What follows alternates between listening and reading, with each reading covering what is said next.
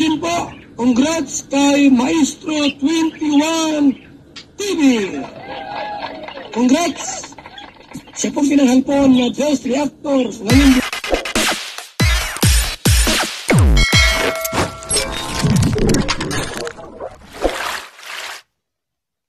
Okay guys, isang mapagpalang umaga, tanghali, gabi po sa inyo lahat. Sana po ang lahat ay nasa mabuting kalagayan at ligtas po sa anumang kapahamakan. Saan man po kayo dako ng mundo naroroon. Ako po muli ang inyong lingkod, Maestro 21 TV. At sa araw na ito tayo muli po ay magbibigay ng panibagong reaction. So kahapon po tayo po ay nagbigay ng unang reaction po natin tungkol po sa kinasasangkutang issue po ni Kalingap David o Kuya David's vlogs. Okay, ito po nga ay may kaugnayan po sa kanya sa issue na sinabi po niya na nagsasawa na po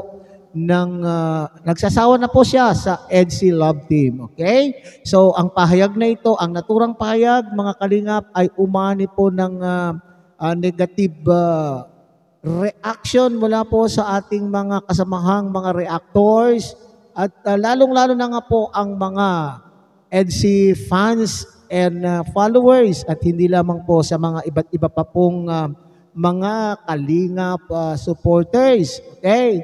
So muli tayo po ay magbibigay ng ating panibagong reaction tungkol po dito sapagkat hindi matanggap po ng inyo pong lingkod na sinasabi ng mga commenters, mga maraming nagko-comment sa ating reaction kahapon ay hindi daw po yun yung bahagi dun sa live ni Lolo na nagsasabi na itong si Kalingap David ay nagsabi na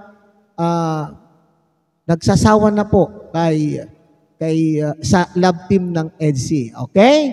So, ibig sabihin, yung nakuha ko pala na video clip ay hindi po yun yung talagang bahagi na nandun po yung talagang sinabi po ni Kalingap David. So, yan ang ating pag-usapan ngayong araw na ito, mga Kalingap.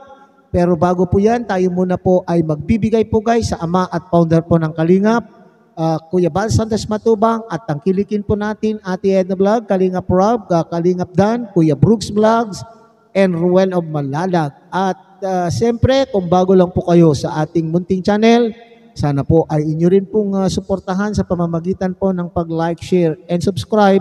At tuloy pindutin na rin po ang notification bell at nang sa ganun tayo pa rin po ay magsama-sama sa susunod pa pong mga reaction videos na ating gagawin. Likewise, may kalot shoutout po sa ating mga kasamahang Kalingap Reactor. Okay, dyan po sa Karepa, sa pamumuno po yan ng aming Presidente Javier De Leon, aka Birador. At ganun din po, tangkilikin natin ang kasamahan po nating mga Kalingap partners, Kalingap charity vloggers na nakatalaga po dyan sa iba't ibang Kalingap landing pad sa ating bansa. Ganon din po sa inyo, mga Kalingap subscribers, solid supporters, and organic sponsors. At siyempre, shout out din po sa ating mga kapatid po dyan po sa Team Siomai ng Kalaki Community. At ganon din po sa inyo, mga fans, supporters ng mga iba't ibang love team, Kalingap Love Team. Okay? So, bago po tayo magpatuloy, sabi ko nga po sa inyo kanina, hindi po tigil, hindi, uneasy po ako. Okay?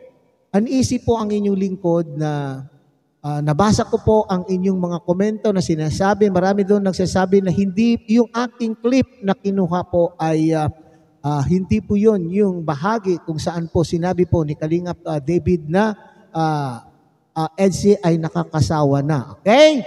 So, pero bago po yan, kahapon po, yung i-plinay ko po, ayun yung po yung bahagi naman na ang malinaw po, ang pagkakaintindi ko talaga doon ay EDSI po ang sinasabi. EDSI nga ba or EDSI? So, yung kaya pala, marami po sa inyo, mga EDSI supporters, maski EDSI fans na nagsasabi, Maestro, pakitignan mo po yung upload po ni ni Batang Elio, sabi po nila. So, pinanood ko naman po, dalawang version din po yung kanya pong i-play doon. Okay? Yung isa po ay original, na mayroon po yung mga iba pang ingay. Okay? Yung ingay po, at saka yung isa naman po ay nilinis po niya. Pero parang hindi, ang nasa isip ko, bakit nasaan yung bahagi na yan? Okay? So, inulit-ulit ko po muli ang video po ni Kalingap Lolo doon sa live po niya. At para masigurado ko po mga Kalingap, ay gumamit po ako ng headset at nang sa ganun ay marinig ko talaga. Okay? So, dumating po ako sa bahagi na yung i-play po ni Batang Elio, nakasamahan po natin sa Karepa. Okay? So yun po, kinat ko po yun at i-download. Okay? In-screen recorder, record ko po. At yan po ngayon ang ating pag-uusapan. Okay? So, maski hindi na po kayo gumamit, wari ko, ay malinaw po ang pagkakasabi. Okay?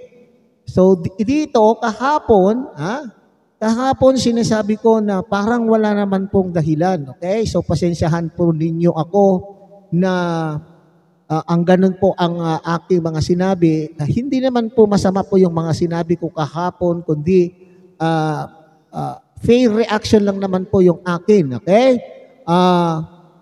Kasi yung clip na kinuha ko ay yung nagsasabi na LC.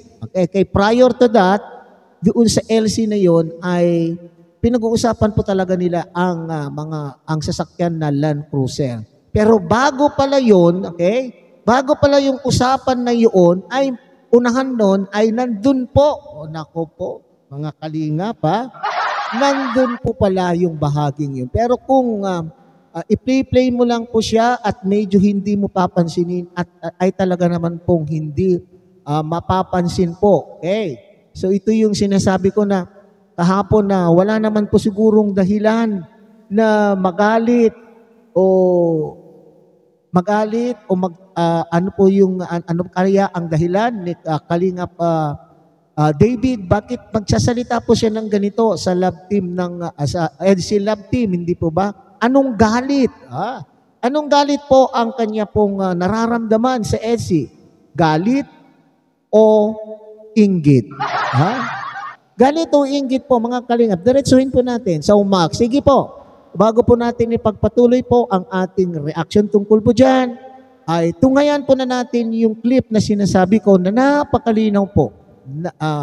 This time ay malinaw po sa akin na talagang pasensya na po Kalingap David, na talagang malinaw po sa akin na talagang EDC po ang tinutukoy po nyo rito, at ganun din po sa mga iba po na nagsasabi na LC. Baka po hindi nyo pinansin yung unahan ng LC na sinasabi na about the cars. At ganun din po siguro po si Kalingap Rob, kaya pinipilit o sinasabi rin po ni Kalingap Rob na LC ang tinutukoy. Baka hindi din niya o nakaligtaan din po niyang pakinggan o panoorin po yung unahan ng video kung saan po nandun po yung bahagi na sinasabi po ni Kalingap David na nagsasawa na po sa EDC. So, tungayan po natin mga Kalingap. Ay, sawa na ako sa LC. Ay, sawa na ako sa LC. Ay, sawa na ako sa LC. So yan. Kaya pala mga kapatid, kaya pala maraming EDC supporters, fans na nagsasabi, hindi po kami bingi. Okay? Pero siguro ako po ang bingi kasi nalampasan ko po yung bahaging yon. Okay? Believe po ako sa ating mga taga-suporta. Namamangha po ako sa ating mga love team supporters, hindi lamang po sa EDC, sa lahat po ng ating Kalingap supporters na mapagmatsyag po sila. Okay? They are vigilant. Okay? Kasi po ay nakikita po nila ang mga bagay na hindi po natin nakikita. At naririnig po nila yung mga bagay na hindi naririnig po ng iba. Okay? Dito, malinaw po siguro na po dyan mga Kalingap na talaga naman, sa akin, EDSI po. Okay? EDSI po ang sinabi. Okay? At hindi ko akalain, okay? Hindi ko po inaasahan, okay? Na masasabi po ito ni Kalingap David, mga kapatid. Ha? So sa mga previous po nating mga content tungkol po sa mga love team at pagka may sinasabi po nila na malapit sa kanila na Kalingap Boys, ang ating mga angels ay parating sinasabi na si Kalingap David po ang mabait sa mga Kalingap Boys na parang itinuturing ko silang mga kapatid. Kaya po, pinupuri ko po noon, okay, pinupuri ko po ang Kalingap David kasi lahat halos ng mga Kalingap Angels ay sinasabi nila po na mabait, na parang ay tinuturing silang kapatid. Ang pagturing po sa kanila ay parang kapatid, si Kalingap David. Okay? Kaya namamangha ako ngayon at hindi ko po nalulungkot at hindi ko inaasahan na magagawa po ito ni Kalingap David. Bakit po magagawa ako? Kasi bilang isa po sa pioneer, isa po sa pinakamatagal na Kalingap Boys na kasama po ni Kalingap Rob at personal po siyang friend. Ha? Bakit po niya bakit siya magbibigay na negatibo, na pananalita, na pahayag against sa love team na create ng kanyang kaibigan o ni Kalingap Rob, di po ba? Parang kabastusan para sa akin, mga Kalingap. Okay? Parang kabastusan po ito na sinabi ko kahapon, magpasalamat po siya at tinanggap po siya ni Kalingap Rob at nagkaroon po siya ng opportunity na maging vlogger, okay? At naging at kumikita nang dahil sa pagiging Kalingap partner, okay?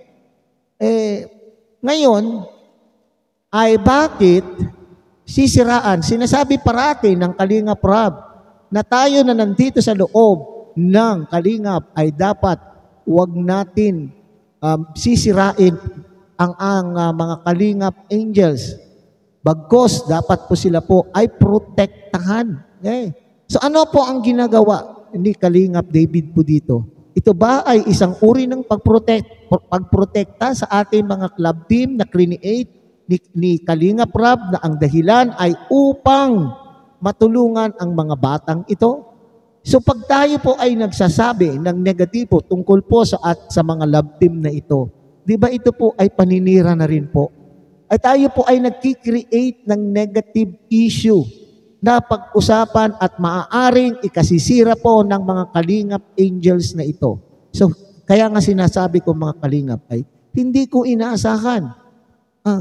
Di ba bilang isang pioneer o pinakamatagal, dapat siya po ang mangunguna sa pagprotekta sa mga Kalingap Angel. At doon sa kanya pong sinisira na love team, ay nandun din po si Kalingap Edu na maaaring sabihin po natin na naging kasama rin po niya ng una at pwedeng sabihin natin na sila ay magkaibigan. Ibig sabihin pala ay may plano. May plano kaya ang Kalingap David? Ano na lang ba ang kanyang ikinagagalit sa love team? Di ba pagka tayo po, very simple, pag tayo po ay hindi na please ng anumang bagay o sinumang tao, kagaya po itong love team na ito, nagsasabi tayo ng negatibo dahil sa inggit. Okay?